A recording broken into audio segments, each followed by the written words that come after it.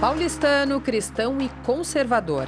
Essa é a descrição do nosso convidado de hoje. É isso aí, Carol. Voltando ao cargo de vereador, depois de uma passagem pela Secretaria Estadual de Desenvolvimento Social, no SampaCast de hoje, recebemos o vereador Gilberto Nascimento Júnior. Uma coisa que me chamou a atenção foi um dia que eu conversando com a Érica, minha esposa, eu falei, olha, eu tô pensando nisso, tal, e ela sentou um dia, a gente estava almoçando em algum lugar, e ela falou assim, você nunca percebeu que era o que Deus queria? Eu falei, como assim? Ela falou, olha, você tinha um irmão mais velho. Geralmente os pais dão o nome do pai pro irmão mais velho. Cara, já estava tudo escrito. Tinha que ser você. E aí eu virei candidato faltando uma semana para a convenção do MDB. Eu já era afiliado. Sim. Então, para mim, foi assim, correr atrás do tempo. Então, vários amigos, líderes religiosos, por exemplo, que eu podia ter conversado, até porque apoiam meu pai, meu tio. Eu não tive esse tempo. Porque quando eu cheguei para falar, olha, eu sou candidato, ele falou, mas você me conhece, eu já dei a palavra para A, para B, para C. Conclusão, vim para uma eleição, assim,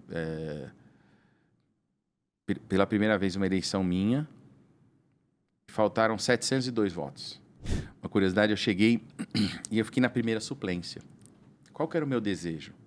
Chegar aqui e poder pelo menos ter um mês de mandato para poder falar. Tem uma coisa que a gente é conhecido nesse meio, é que a gente, quando dá a palavra, pode virar o mundo. E a palavra está dada. Independente de quem seja, né, ou de como se enxergue no Estado, o Estado em si, ele tem que ter uma régua e tem que ter todo mundo na mesma posição. Não pode ter ninguém acima. Ah, mas tem gente que se sente abaixo. Ok. Então, a gente vai ter que te trazer para esse patamar. Por isso que eu entendo que, e eu sempre defendi, que cota, para mim, é cota social. Bom dia, boa tarde, boa noite. Eu sou a Carol Câmara e este é o SampaCast, o podcast oficial da Rede Câmara São Paulo. E ao meu lado hoje o repórter convidado Murilo Rincon. Tudo bem, Murilo? Tudo jóia, Carol. Olá para você, olá São Paulo, olá Brasil, né, que nos acompanham. Tudo certo comigo? E também quero agradecer a presença do vereador Gilberto Nascimento Júnior. Seja bem-vindo ao SampaCast. Obrigado pela sua presença. Para mim é um prazer estar de volta à Câmara e agora no SampaCast. Vereador, vamos começar aqui o SampaCast conhecendo um pouquinho mais da sua história, né? Uhum. Você nasceu aqui na cidade de São Paulo, em qual região? O hospital na Avenida Paulista, mas sempre na Zona Norte. Comecei morando ali perto do Horto Florestal, então sempre no pé ali da Serra da Cantareira, né? Boa parte da minha infância passei ali. E depois acabei mudando para Santana, para o bairro de Santana, onde moro até hoje. E como foi a sua infância, né? Essa região onde você foi criado, ela hoje é muito diferente? É bem diferente. Tanto é que na rua que eu morava, na rua Albertina ali, hoje você passa lá, você tem um condomínio com 36 casas. Antes, esse condomínio de 36 casas era um sítio só, que era metade do quarteirão. E aí um dos meninos que morava lá, o Cássio, meu amigo até hoje, a gente sempre ia lá para brincar. Então, muitas árvores, aí soltava cachorro, aí corria atrás de galinha. Era um sítio mesmo, na frente da minha casa. Era a nossa diversão ali, né? Então, eu tenho muitas lembranças, muitos amigos da mesma época. Então, o pessoal da Moredo, que faz pedras, eram meus vizinhos, e vários outros.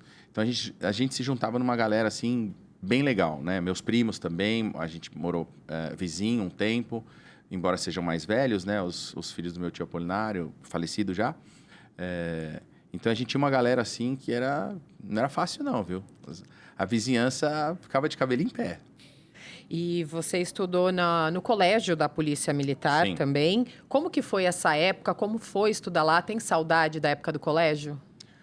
Tenho, né? Na verdade, eu vim de um colégio quando era pequeno, até 3 anos de idade, que eu agora nem me recordo o nome, até terceira série, desculpa. 3 anos ia ser demais, né?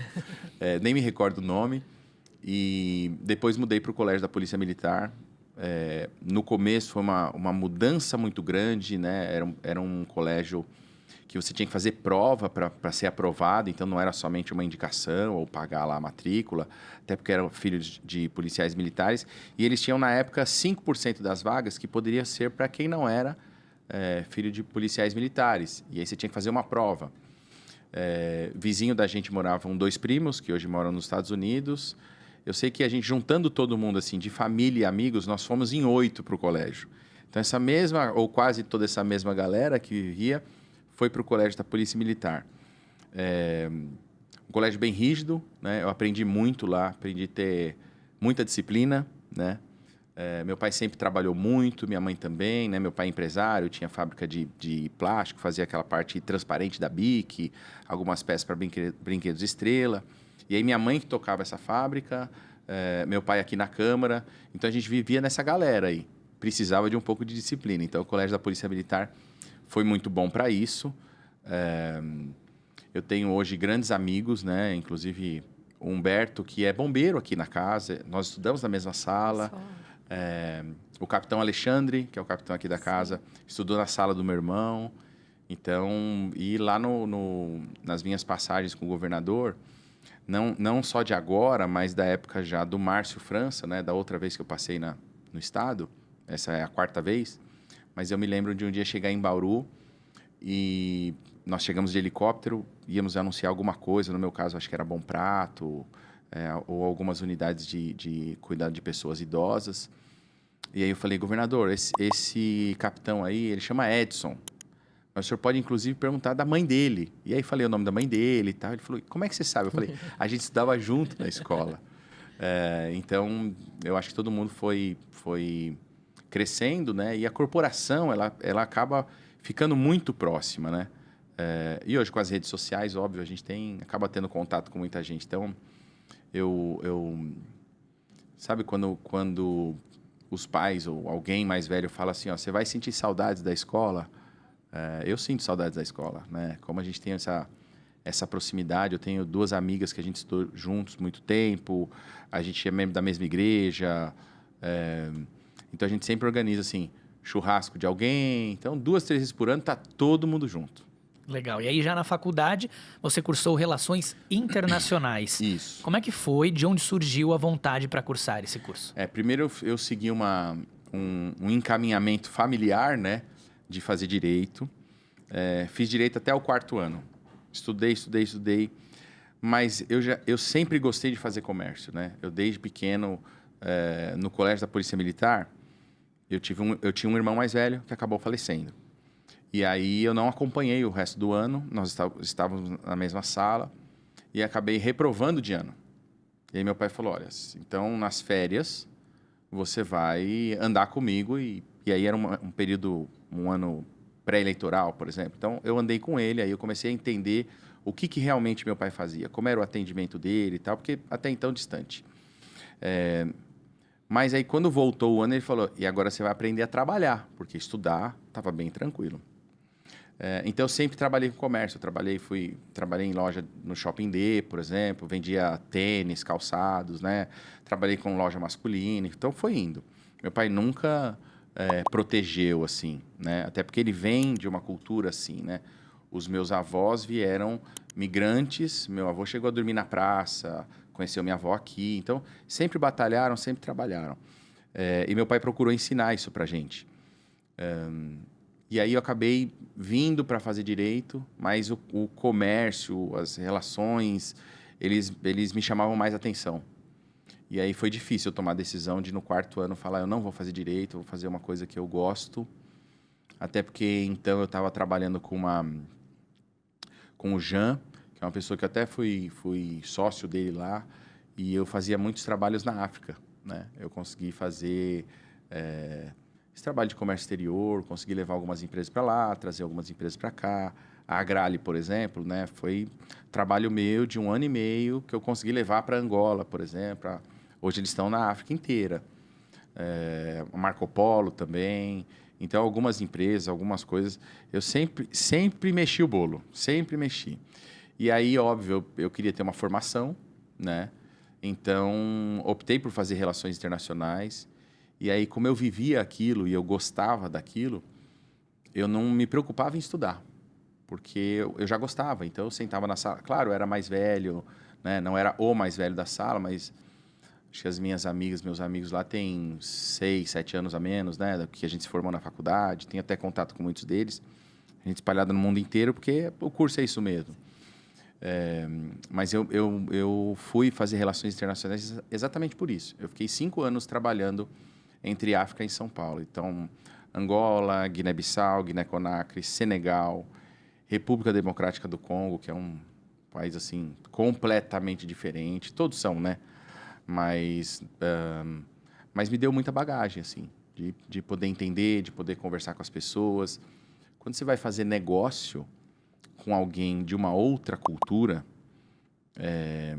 você precisa, principalmente na questão do africano, você precisa conquistá-lo e ele vai te testar um bom tempo para ver se você é isso mesmo. Então, acho que nisso eu aprendi a ser extremamente transparente, já nos primeiros contatos, nas primeiras relações, porque isso me acelerou os processos lá. Aí fiz relações internacionais, gostei demais, né? E ainda continuo mexendo em umas coisinhas ou outras quando tem oportunidades, né? E, vereador, você trabalhava com relações internacionais, era consultor internacional, Isso. empresário. Quando que decidiu migrar a sua atuação para a política? Quando que virou essa chave em você? Então, na verdade, no nosso... Até pelo histórico do meu pai, do meu tio, sempre tinha uma expectativa de, olha, quem que vai suceder, né? Meu primo, o Cláudio Apolinário, né, que hoje, inclusive, está em São José, né? É até pré-candidato lá. Como ele mudou para lá, então não tinha muito essa referência. E aí, uma coisa que me chamou a atenção foi um dia que eu conversando com a Érica, minha esposa, eu falei, olha, eu estou pensando nisso, tal. E ela sentou um dia, a gente estava almoçando em algum lugar, e ela falou assim, você nunca percebeu que era o que Deus queria? E eu falei, como assim? Ela falou, olha, você tinha um irmão mais velho. Geralmente, os pais dão o nome do pai pro irmão mais velho. Cara, já estava tudo escrito. Tinha que ser você. Né? Eu era do meio. Então, não tinha por que eu ser o Gilberto. Tá fora da lógica. E aí ela falou isso, aquilo me chamou a atenção. Eu fiquei pensando. Eu sempre gostei, sempre ajudei.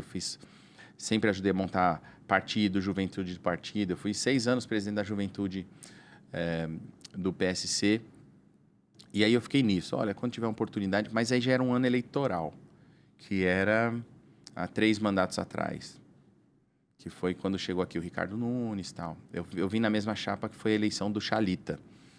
E aí eu me lembro que eu estava no carro dirigindo, indo lá pro partido para fazer uma reunião com a juventude. Toca meu celular, é o presidente nacional do partido.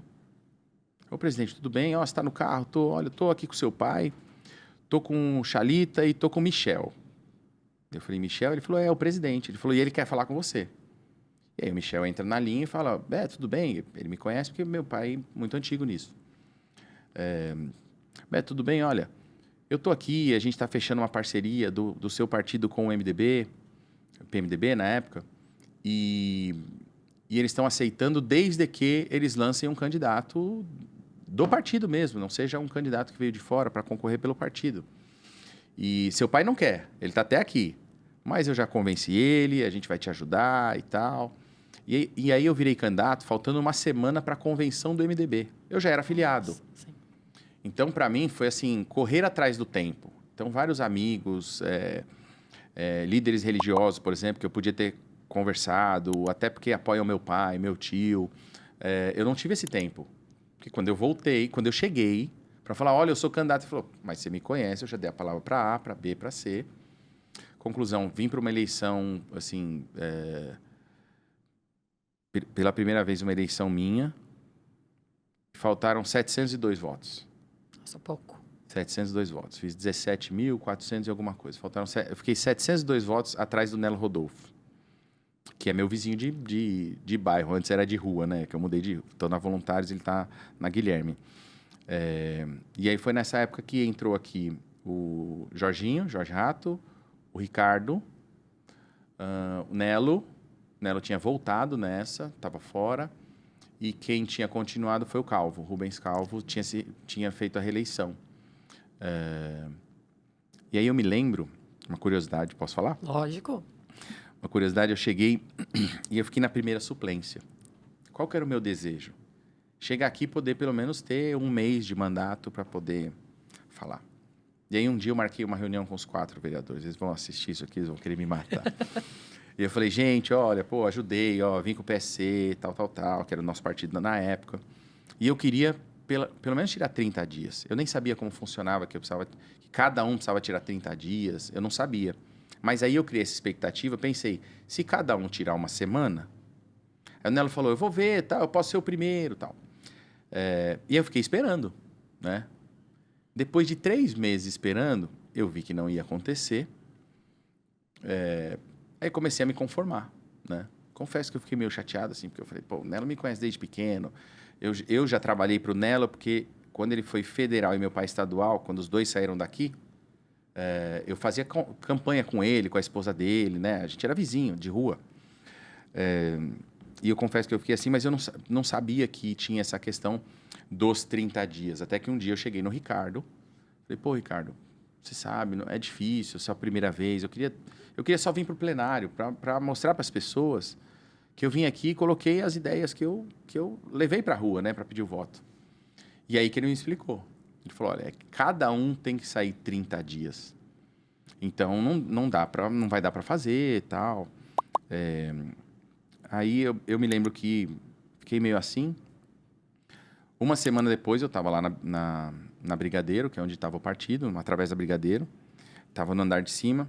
E aí eu vejo 3 Corollas parando, assim. E eu estava lá conversando com o pessoal da juventude, fazendo reunião e tal.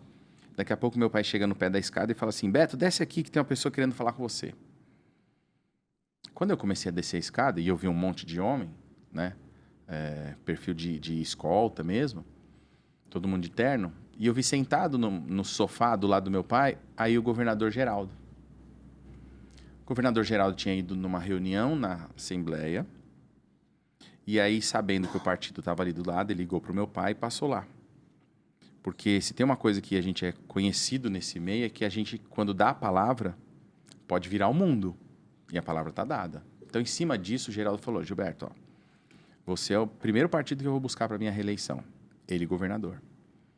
E aí ele falou, olha, eu queria que o partido estivesse junto, inclusive queria abrir um espaço para o partido, tal. Eu posso ver, vou pegar alguém que está em alguma estrutura, algum engenheiro, alguma coisa. Ele falou, não, eu queria que fosse o Beto, seu filho. Eles me chamam de Beto, porque me conhecem desde pequeno, né? Eu comecei aqui, eu tenho foto aqui com 3 anos de idade, aniversário do meu pai. Então, essas escadas, né? A gente sempre vai querer me matar, né? Eu cansei de jogar moeda ali na escada para ver se ela chegava até lá no fundo, né? No caracol e tal. Mas não pode fazer isso, tá? Vamos deixar bem claro. Não, isso aí era 84, por aí. Naquela época até podia. Mas agora não pode mais, o presidente Milton vai pegar essa moeda e vai dar de oferta para as pessoas. Mas olha só, aí eu me lembro que o governador falou, eu queria te convidar, então, para trabalhar comigo. E aí ele me encaminhou a primeira vez para uma secretaria, que eu fui secretário adjunto de Desenvolvimento Metropolitano. Então, eu pegava nas regiões metropolitanas e eu vinha era uma secretaria meio, fazia um estudo anterior. Então, por exemplo, eu conversei com muitos municípios, principalmente a região de Sorocaba, Campinas, né, vindo para cá, a questão do ABC, porque existia aquele projeto do trem-bala que ia sair de Campinas, chegar no Rio de Janeiro. Então, para ele ficar de pé, você precisava chegar e falar, bom, ele vai passar por onde? Onde cada prefeitura vai ceder um espaço? O que é da prefeitura, o que não é? O que o Estado vai trocar nisso? Tudo isso gera uma burocracia, né? E a minha secretaria fazia exatamente isso. Passei um ano, não, acho que mais, 2 anos e 3 meses mais ou menos nessa secretaria, até que o Geraldo me chama e fala, Dr. Geraldo me chama e fala, eu queria te dar um novo desafio. O Edson Aparecido vai te explicar. O Edson estava na Casa Civil. E aí o Edson veio e falou, o governador quer que você vá para a Secretaria de Justiça. E aí eu lembrei, poxa, eu larguei o curso de Direito, né? Meu sogro juiz, cunhado juiz, irmão advogado, cunhada, minha esposa, meu pai, todo mundo. Só minha mãe que é socióloga. Mas do resto, todo mundo com a sua carteirinha de OAB. E eu já tinha tido essa dificuldade lá atrás. Mas era o que Deus queria. Então, o governador me mandou para lá. Eu tive uma dificuldade grande no início, porque era bem na época que o Marco Feliciano estava em Brasília, no presidente da comissão, nós do mesmo partido. E na Secretaria de Justiça é onde você tem o Conselho do Negro, o Índio, LGBT. Então, eu tive uma dificuldade no início, porque saiu em todos os jornais que eu era PSC, mas eu tinha uma vantagem. Como você não tinha a questão das redes sociais, ninguém me conhecia, né? Então, eu fui para lá, tinha gente na porta fazendo manifestação. Eu passei batido, ninguém imaginava que era eu. E aí comecei a fazer o trabalho, consegui demonstrar que, e essa é uma visão que eu tenho, independente de quem seja, né, ou de como se enxergue no Estado, o Estado em si, ele tem que ter uma régua e tem que ter todo mundo na mesma posição. Não pode ter ninguém acima. Ah, mas tem gente que se sente abaixo. Ok, então a gente vai ter que te trazer para esse patamar. Por isso que eu entendo que, e eu sempre defendi, que cota para mim é cota social. Eu acho que essa é a diferença. Não tenho dificuldade nenhuma de discutir isso, porque vivi, entendi e vi o quanto pessoas sofrem, sabe? Eu vi de um coletivo de travestis, né, que eu recebi lá uma vez, uma pessoa de 62 anos falando, eu não consigo mais me prostituir, não tenho saúde, não tenho força. Eu vou fazer o quê? Aí, o que você sabe fazer? Eu sei fazer unha como nenhuma mulher sabe. E qual é a sua dificuldade? É porque, como eu não estou bem, eu não consigo emprego. E aí a gente vai criando, né, ferramentas, oportunidades, né, buscando cursos, né, o aproveitamento do Estado nessas parcerias.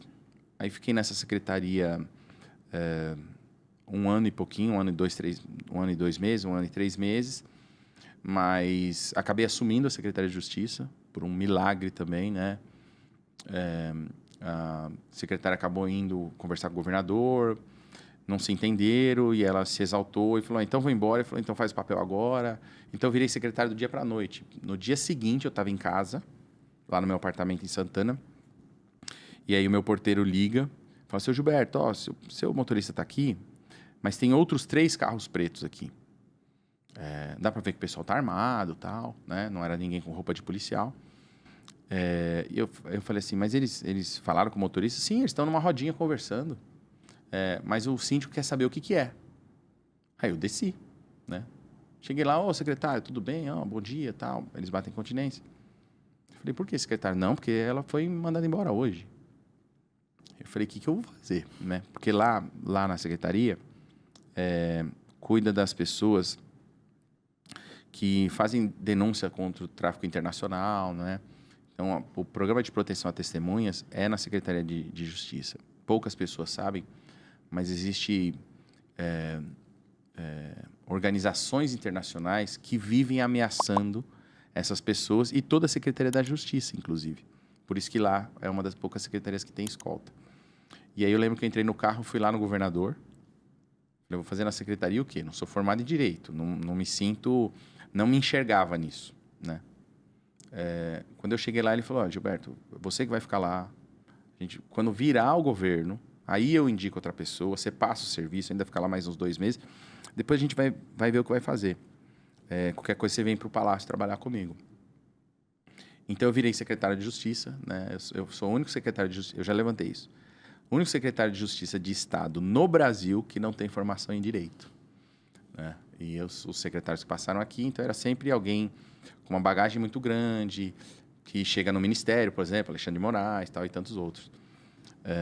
Então eu não consigo duvidar de que isso na minha vida é um chamado. É Deus mostrando assim, até mesmo quando eu baixo a cabeça, até porque a gente tem os momentos fracos, os dias que você não acorda bem, né? Mas aí você... Cara, eu ponho lá uma musiquinha lá, um louvor e Deus fala, calma, vamos caminhar, vamos embora. Então, as coisas foram acontecendo, daí eu fui para a Secretaria da Casa Civil, trabalhei lá com o Edson Aparecido, e aí teve um tempo que eu sentei com o governador e falei, governador, eu acho que agora eu tô preparado para ser candidato, né? Porque na outra tinha perdido.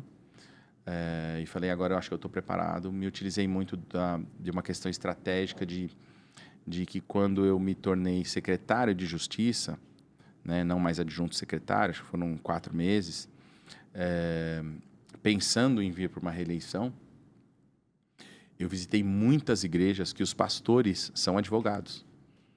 Então, para eles era uma honra receber o secretário de Estado, pela questão da profissão, né? Isso me abriu muitas portas. E depois na campanha eu fui continuando, foi indo. Aí cheguei aqui na primeira com 30 mil. Não lembro agora os demais votos, mas se você votou, todos são importantes. Eu só não estou lembrando agora. Mas mais de 30 mil votos. Tive a felicidade de, desde o começo, até por uma ajuda do meu tio Apolinário, né? Meu pai sempre... Ele nunca quis ser aquele pai que, olha, faz isso, faz aquilo.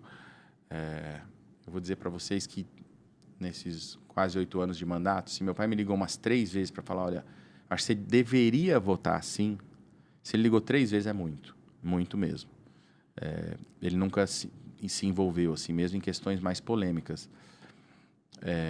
Uma coisa ele me ensinou, ele falou, vote sempre pensando na justiça com as pessoas, em ser justo.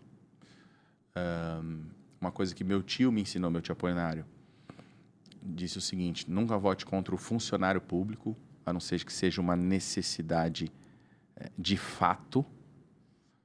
E eu falei, tio, por quê? Ele falou, porque pensa que eles sempre guardam um jornalzinho de quem votou contra e lá na ponta, numa subprefeitura, num atendimento, eles vão ver que o pedido é seu e talvez eles não tenham tanta vontade de fazer o negócio acontecer. Não era para ser assim, mas a realidade é essa mesmo. Já votei, obviamente, em questões de funcionário público, às vezes positivamente, às vezes negativamente, mas sempre com essa consciência. E eu me lembro que eu consegui chegar direto à mesa, logo no primeiro mandato, sendo eleito com um vereador só, num partido só, né? E aqui a gente sabe que existe uma proporcionalidade, porque na terça-feira após a eleição, meu tio Apolinário já doente, né? Faleceu de câncer já tem 4 anos. Me chamou lá na casa dele, que é no prédio na frente do meu pai, do Nelo ali, e falou, Beto, traz um caderno e uma caneta, uma azul e uma vermelha. E aí meu tio muito metódico, né? Todo mundo que acompanha a passagem dele aqui, ele sempre foi muito metódico. E meu tio era um cara que se falasse assim, eu vou ficar no plenário 24 horas falando, ele ficava, né? Sim. E para mim isso é uma escola, né? Então meu tio sempre muito presente no plenário, meu pai sempre muito articulador. Presente também em plenário, mas muito mais articulador. Eu sempre penso, eu preciso ser metade de cada um, para poder ser 10% de cada um deles. Meu tio veio com uma bagagem porque foi deputado federal, chegou a ser governador porque foi presidente da Assembleia. E eu me lembro que ele pegou o jornal e falou assim, deixa eu ver o primeiro aqui. Adilson Amadeu, anota aí, Adilson Amadeu. Adilson Amadeu, o interesse dele é falar sobre táxi, transporte, tal. Anota outras coisas. Agora pega a vermelha aqui, isso aqui ele não tem interesse e que tem a ver com o seu mandato. Então isso aqui você nem toca com a Adilson. E ele foi 1 a 1. Claro que existiam os novos. Sim. Né? Isso foi logo na terça-feira. E aí eu falei assim, como é que eu vou fazer para conhecer os novos? Aí eu lembro que eu liguei para o Dr. Milton Ferreira, liguei para a Janaína, liguei para o Holiday. O Holiday eu já conhecia porque a gente ajudou a fazer os primeiros eventos de Paulista, tal. Então eu tenho foto com o Holiday assim, 14, 15 anos e a gente organizando, o Kim novinho, né? E eu já um pouco mais velho. O nosso partido organizava isso com o nosso presidente nacional. E aí eu sentei com eles e, óbvio, quando você fala com propriedade qual é o perfil de cada um, como é bancado, até porque eu vivo nesse meio, sempre, não diretamente, mas paralelamente, sempre vivi isso, né? Porque para mim, ano sim, ano não, eu tinha eleição para fazer. Né? Desde os 14 anos, eu trabalho com material de campanha, televisão, né? Eu que sempre cuidei disso para as campanhas do meu pai, do meu tio e depois partidário. E aí, quando eu passei essa bagagem para esse grupo de novos, dos novos vereadores, eu cheguei num momento e sentei com o Milton, falei, Milton, tem um grupo novo, né? Eu acho que seria o ideal ter um representante na mesa. Ele pensou bem, falou, tá todo mundo solto, vamos juntar esse grupo.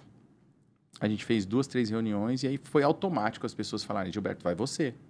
Porque eu já vinha de secretarias de Estado, já tinha essa relação e tinha esse mapa na cabeça.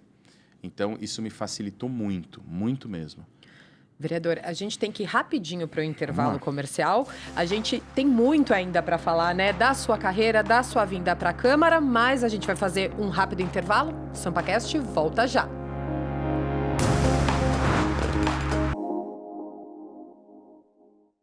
Nossa entrevista com o vereador Gilberto Nascimento já vai continuar. Mas antes a gente tem um lembrete importante. É isso aí, Carol. Você que está curtindo esse episódio pode ficar por dentro de toda a rotina da Câmara e acompanhar todos os nossos conteúdos no canal oficial da Câmara no YouTube. É muito fácil. Aponte seu celular para o QR Code aqui na tela ou dentro do YouTube, clique no botão e inscreva-se. Não saia daí, que a gente volta já. Na maior casa legislativa municipal do país, são discutidos milhares de temas que transformam a vida dos cidadãos. Discursos calorosos no plenário, votação de projetos de lei que levam horas, acordos. A verdade é que nem sempre a gente fica sabendo de todos os detalhes que envolvem esse processo democrático. Mas aqui no Vossa Excelência Memória, eu te garanto, os ex-vereadores abrem o jogo, viu? Era mais difícil, Viviane, você se eleger vereador do que deputado federal. Ah, é? Por conta do número de vagas muito pequeno numa população enorme destas cidades. E esta Câmara, vamos dizer assim, é a marca de uma série de lutas históricas do país. A vida do legislativo tem tudo isso, né? Quer dizer, isso que você falou no início, de limpar a sujeira, mas tem às vezes gente que inventa sujeira, né? Ser vereador é uma coisa que sempre chama, assim, é zeladoria, sabe assim? São coisas que você faz que faz muita diferença. O Vossa Excelência Memória passa toda quinta-feira na TV Câmara, também está no YouTube e nas redes sociais. Te espero, assista. Ainda bem que existe um programa de cultivo da memória. Você sabia que a Câmara Municipal obedece a um conjunto de regras? Ela segue a Constituição Federal e a Constituição Estadual. Segue também o Regimento Interno e a Lei Orgânica Municipal, que dentro da cidade tem a força de uma Constituição. Assim, os vereadores conseguem propor projetos que sejam de interesse da população, aprovar e alterar as leis e até mesmo exigir que o poder público cumpra suas obrigações. Mas não se esqueça, além de todas essas leis, quem ajuda a regular as ações dos vereadores é você. Faça sugestões, fiscalize, participe. Quer saber mais? Acesse saopaulo.sp.leg.br.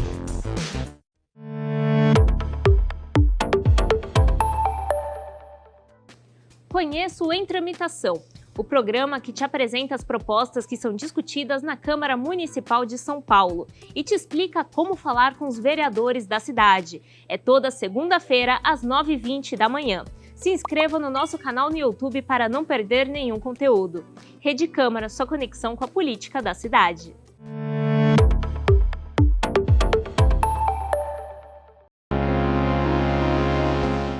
Se você não tiver diálogo e construção, você não consegue aprovar. Essa é a grande realidade. Então, não dá para trazer essa pressão de, olha, você tem que ser contra tudo e contra todos. Ok. Tem gente que chega aqui assim? Sim. Mas dá resultado? Não consegue construir. Essa é a grande realidade. Toda sessão, às vezes, parece que é uma sessão tranquila, calma. Chega alguém, fala um negócio, pronto, pega fogo. Porque é exatamente isso. Às vezes a gente tem um perfil muito próximo, mas todos eles têm as suas diferenças. Olha, eu gosto de projetos que fazem a diferença, mesmo que sejam para poucas pessoas. E principalmente projetos que não surgiram da minha cabeça. Porque a minha atuação em si não é educação. Porém, eu acho que um vereador chega aqui, ele tem que atuar sobre tudo. A gente está numa fase, infelizmente, da política, que as pessoas não querem nem ouvir. Não querem nem que você fique perto. Não querem nem que você faça uma foto. Então, é uma situação muito difícil. Voltamos com o SampaCast, que hoje recebe o vereador Gilberto Nascimento Júnior. Vereador, a gente estava falando aqui da época que você chegou aqui na Câmara, né? Uhum. Que se reuniu com os vereadores novatos para conquistar uma vaga na mesa. Exatamente. Como que foi a chegada aqui na Câmara Municipal? Você teve esse encontro com os vereadores que eram novos também, era primeiro mandato. E como que vocês foram recepcionados aqui na Câmara? Como foi esse início? Eu acho que cada um chega, obviamente, com uma expectativa, né? Com eu vou fazer uma atuação nisso ou naquilo. Acho que rapidinho a gente percebe que aqui é um X-tudo mesmo, porque a gente está de portas abertas, no centro da cidade, todo mundo anda, né? E aí acho que é uma coisa muito interessante da Câmara Municipal de São Paulo é que os perfis, eles parecem, às vezes, serem muito similares, mas quando você vai ver, realmente, eles são muito distintos, né, entre cada vereador e vereadora. E a forma de atuação também, principalmente com essa vinda do pessoal de mais de redes, eu acho que isso deu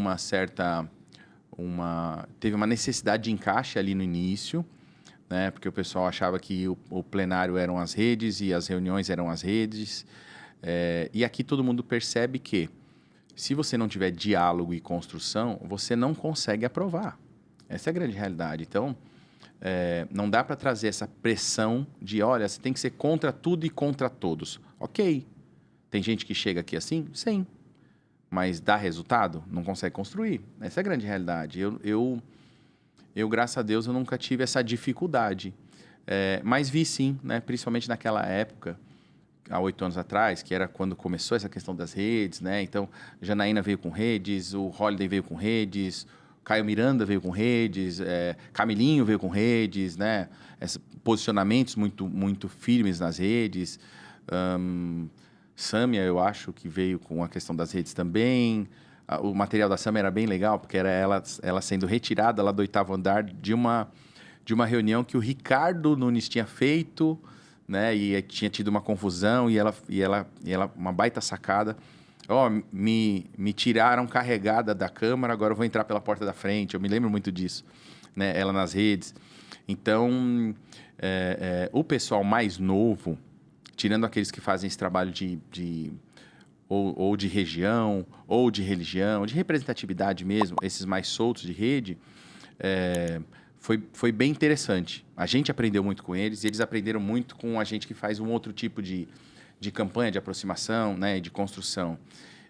E eu acho que isso que é legal na Câmara, né? Quando você vai para um lugar que é padrão, né? E aqui a Câmara não é padrão, a gente vê porque toda sessão, às vezes, parece que é uma sessão tranquila, calma. Chega alguém, fala um negócio, pronto, pega fogo. Porque é exatamente isso. Às vezes a gente tem um perfil muito próximo, mas todos eles têm as suas diferenças. E aí, vereador, as experiências que você acumulou nas passagens pelas secretarias estaduais te fazem hoje um vereador melhor, do seu ponto de vista? Sim. O que você conseguiu trazer para o seu trabalho hoje aqui na Câmara? Sim, não vou dizer melhor que os outros vereadores. Eu digo, para mim, no meu caso, eu me sinto muito mais preparado e direcionado para trabalhar pautas, porque, veja, eu talvez tivesse que fazer uma pequena conta aqui para saber quais vereadores aqui tiveram tanta experiência no executivo como eu tive. Não sei se tem alguém com tanta experiência. Mas quando você está do outro lado do balcão, daquele que vai assinar, pegar o orçamento e fazer acontecer, você tem essa visão. Aqui a gente está dizendo, olha, seria bom que isso acontecesse, poderia acontecer assim, para atender um público assim. O outro lado tem que fazer. Quando eu recebo alguma ideia da população, quando eu converso, eu já faço essa conta sabendo o seguinte, ali não vai acontecer. Então, esse meu foco, eu acho que me ajuda bastante, até em não entrar em coisas que realmente você percebe que, olha, isso aqui não prospera. Né? Claro que existem aqui posicionamentos políticos, né? Muitas questões, principalmente quando a oposição se posiciona, mesmo sabendo que talvez perca naquela votação, mas o meu caso não é perder na votação, o meu caso é, essa política pública vai acontecer? Por que ela não vai acontecer? Porque a máquina não consegue fazer acontecer? E talvez na visão do vereador consiga, na visão da população consiga. Claro que é uma forma de você pressionar e talvez acontecer, mas quando você vê que não vai, então eu acho que esse é um ponto que eu peguei muito rápido, né? Por ter experiência de ter sido ordenador de despesa em secretarias de Estado. Então você vê, e aí conhecendo um pouco da máquina pública, né? Eu fiz... Eu até, depois que eu fiz gestão pública, uma especialização na Califórnia, eu pensei, eu devia ter feito no Brasil, né? Para entender melhor aqui. Mas eu já vivo isso. Então, trazer também essa visão de fora,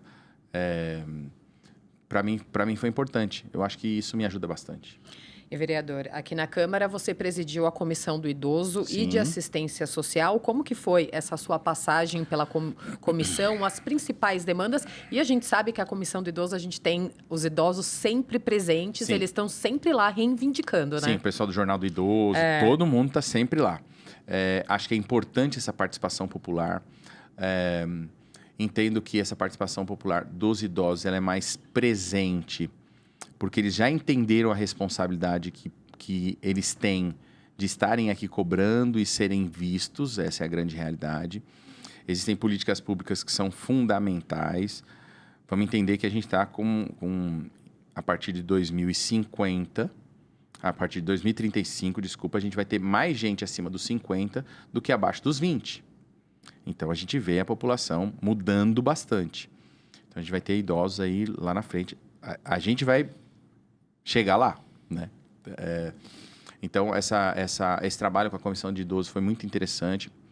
Para mim, facilitou muito, porque, à época, meu pai era o presidente da Comissão da Pessoa Idosa lá em Brasília. Então, o que eles viam de dificuldade lá, ou que ia aprovando lá, o que eles discutiam lá, a gente trazia para cá. Então, deu sim para caminhar bastante, graças a Deus. Mesmo formato na questão da assistência, né? A comissão é a mesma. Então, eu procurei trazer muito esse link de Brasília para cá. Porque quando cria uma legislação federal, ela acontece no município.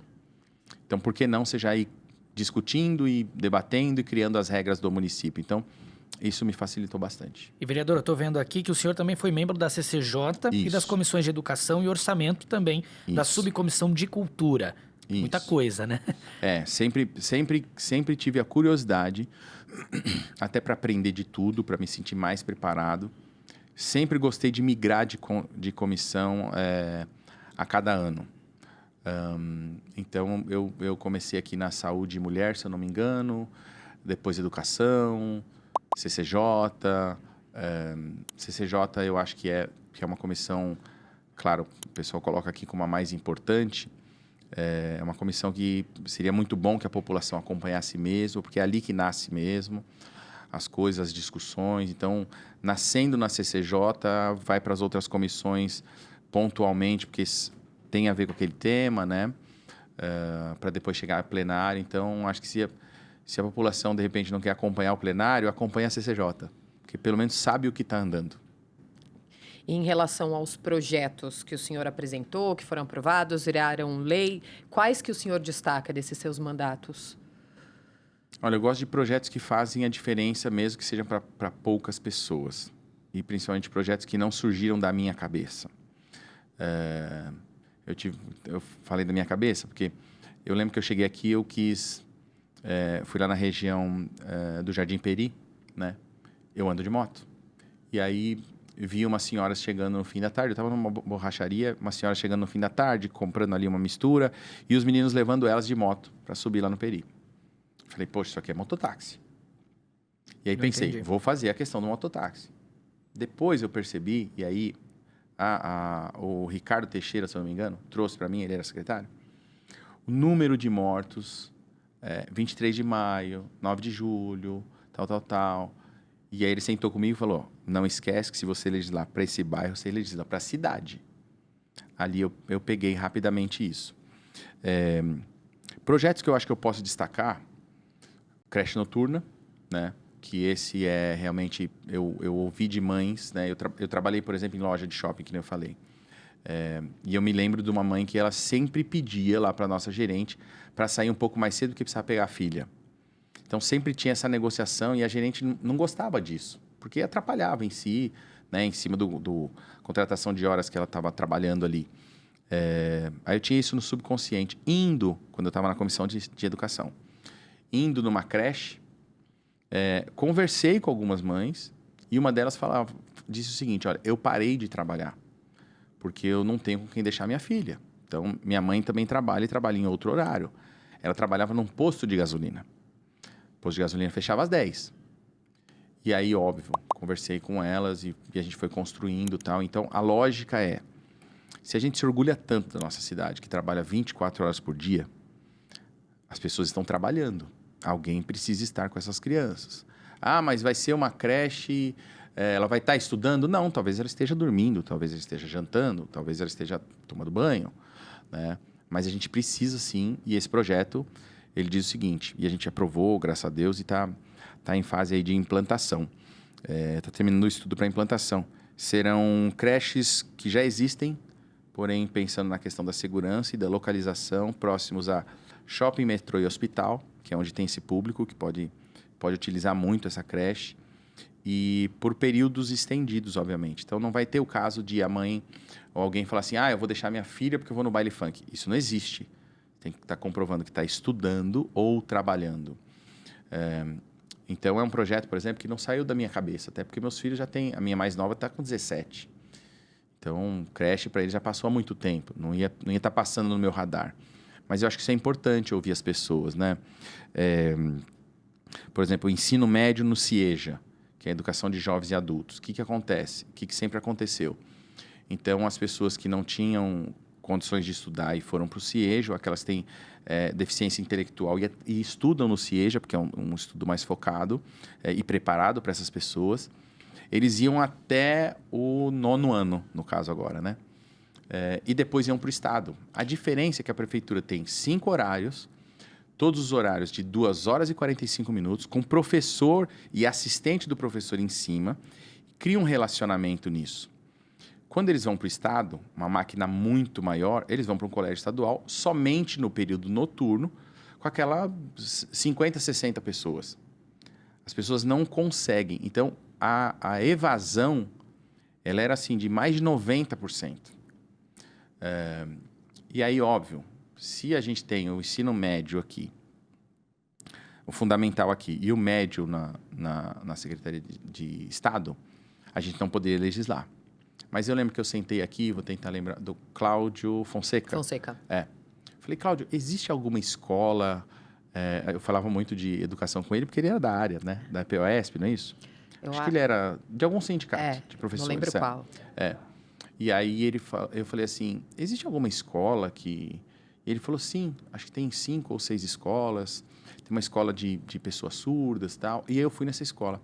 E eu vi que a gente tinha 5, 6 escolas mesmo, na verdade são 8 escolas, da prefeitura, que vieram antes da mudança de 88, e elas continuaram, porque elas eram questões específicas, né? Pessoa que tem deficiência auditiva e tal.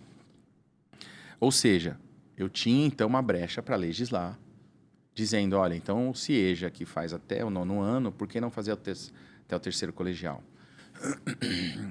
Isso eu busquei as informações de um ex-professor meu do Colégio da Polícia Militar, que é professor no CIEJA. Ele me ajudou muito nisso, professor Edgar, sou grato a ele.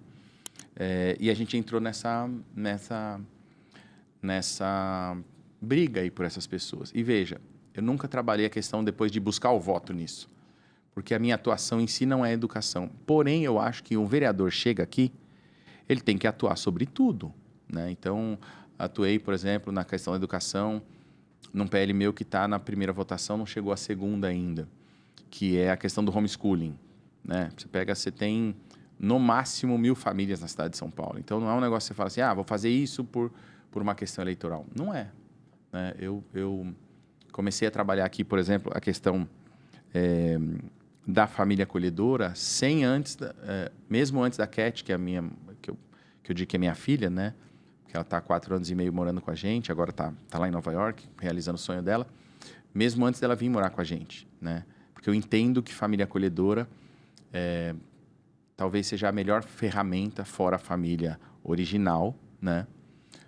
A melhor ferramenta para a gente dar esse suporte para essa criança e adolescente. Eu não gosto dessa ideia de, vou abrir um espaço para colocar 20 crianças lá, né? E aí você tem desde o bebezinho, aquele com 17 anos, cada um com seu perfil, e nada melhor do que estar dentro de uma casa, de um lar, entender o que é família, o que é respeito, o que é organização, né? Reconstruir esses laços, acho fundamental, por isso que sempre defendi família acolhedora, sou família acolhedora, penso aí em atuar muito na questão do acolhimento familiar.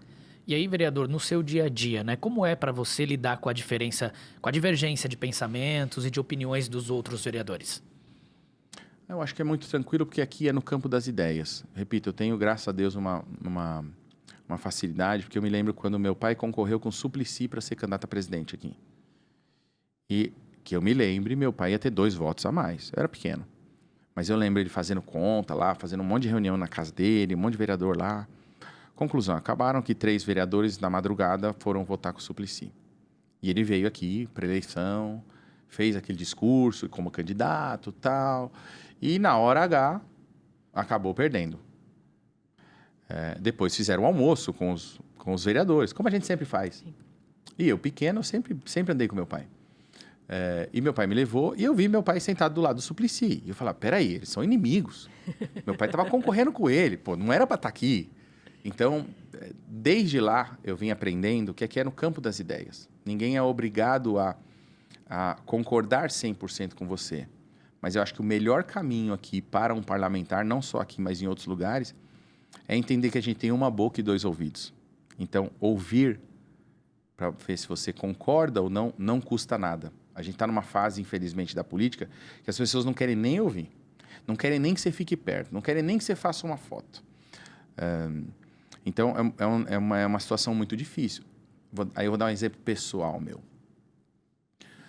Eu estive ainda na Secretaria de Estado, fui numa reunião em Brasília, né? E aí o vice-presidente me convidou.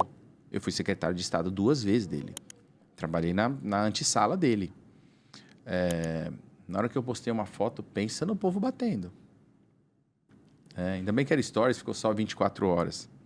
Mas assim, não significa que eu estou lá concordando com tudo que está sendo feito. É uma questão de respeito. Acho que as pessoas não estão mais enxergando isso. E aqui na casa isso é fundamental. Vereadora, a gente está chegando quase no finzinho do programa. Vou levar uma bronca, porque a gente já tinha que ir para uma outra pergunta, mas eu acho que a gente tem que falar e destacar a sua passagem pela Secretaria de Desenvolvimento Social. Sim. Queria que você contasse um pouquinho quais foram as suas maiores conquistas na Secretaria. Eu acho que avançar com esse programa do acolhimento familiar, né? A gente fazer uma parceria, conseguir convencer o Ministério Público a criar um protocolo e a gente poder atuar nisso com as famílias no estado inteiro. Então, a gente está avançando bem nisso no estado, graças a Deus, isso eu tenho orgulho de dizer. Aumentar a questão da segurança alimentar. A gente aumentou mais de 20% as refeições do Bom Prato, entregando agora de final de semana, feriados, então Natal, Ano Novo, um cardápio diferente, para as pessoas se sentirem acolhidas. A própria questão do avanço do programa Viva Leite, a gente fez toda uma reorganização, evitando desperdício. Então, hoje são realmente 300 mil pessoas no estado recebendo o Viva Leite, e aí a gente avançou para os idosos, são 110 mil idosos, 190 mil crianças. Na questão da política de drogas, né? A gente conseguiu tirar da Cracolândia e colocar nas comunidades terapêuticas, e estão em tratamento mais de 2.600 pessoas, né, nesse período que eu fiquei lá. Ah, mas Gilberto, a foto não mudou. Não mudou porque tem gente nesse momento que está provando droga pela primeira vez. Então, existe um caminho.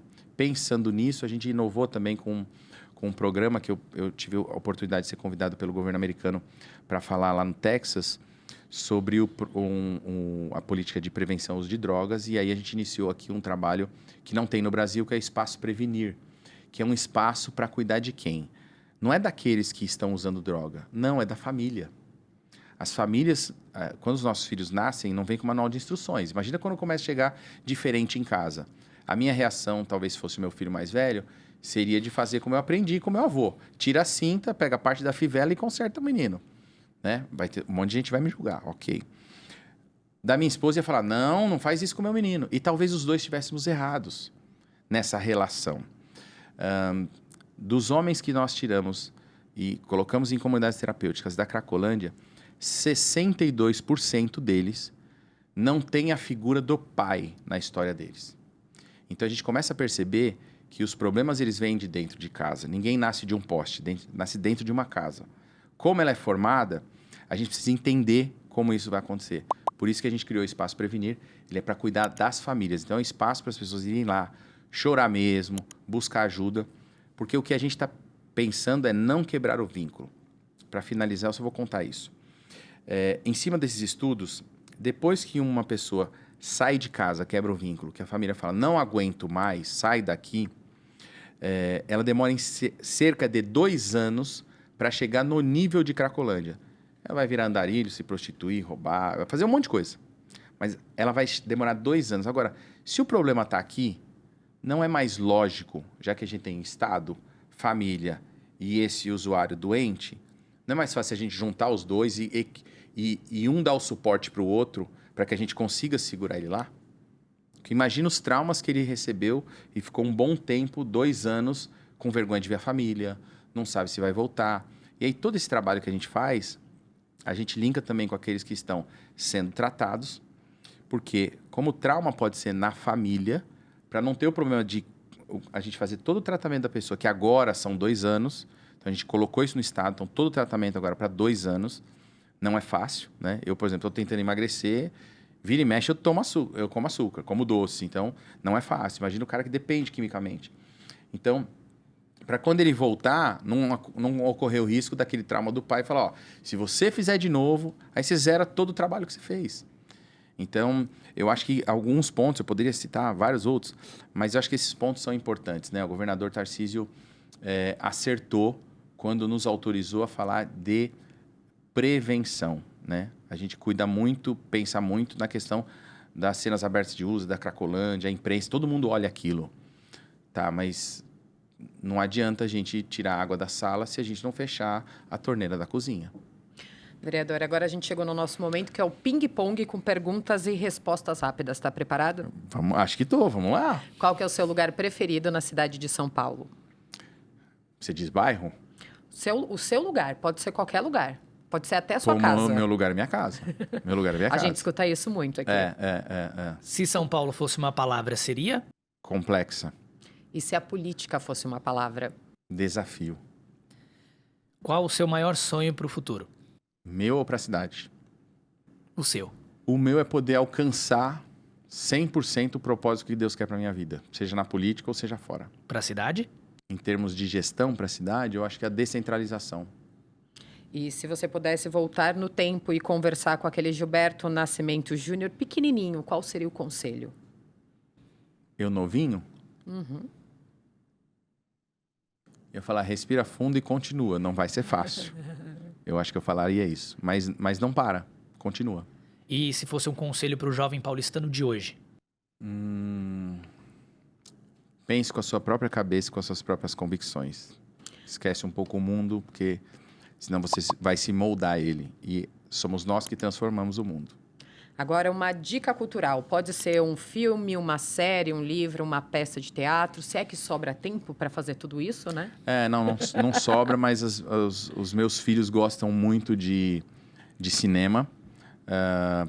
Eu vou falar, então, porque eu recebi um personagem ontem aqui, do filme Shaolin do Sertão. E é um filme extremamente divertido. Eu recebi ele aqui, mas eu gosto mais de filme de ação mesmo. Eu sou da época do Rambo, do Schwarzenegger, sabe? Então, eu gosto desse tipo de filme. Bom, infelizmente, a gente chegou no fim do programa. Queria agradecer a sua companhia aqui hoje, Murilo. Obrigado, Carol. Eu que agradeço. Também agradeço a presença desse bate-papo. Foi super importante, super esclarecedor também do nosso vereador Gilberto. Murilo, obrigado. Carol, obrigado. Prazer estar aqui, sempre à disposição da cidade de São Paulo. E já está convidado a voltar mais vezes, que tem muito assunto ainda pra gente falar, Tem bastante coisa ainda. E é isso, esse foi o SampaCast de hoje, galera. Semana que vem tem mais. Continuem acompanhando os conteúdos da Rede Câmara pela TV Câmara São Paulo, pelo portal da Câmara e também pelas nossas redes sociais. Não se esqueça também de se inscrever no nosso canal no YouTube. Rede Câmara São Paulo, sua conexão com a política da cidade. Até a próxima.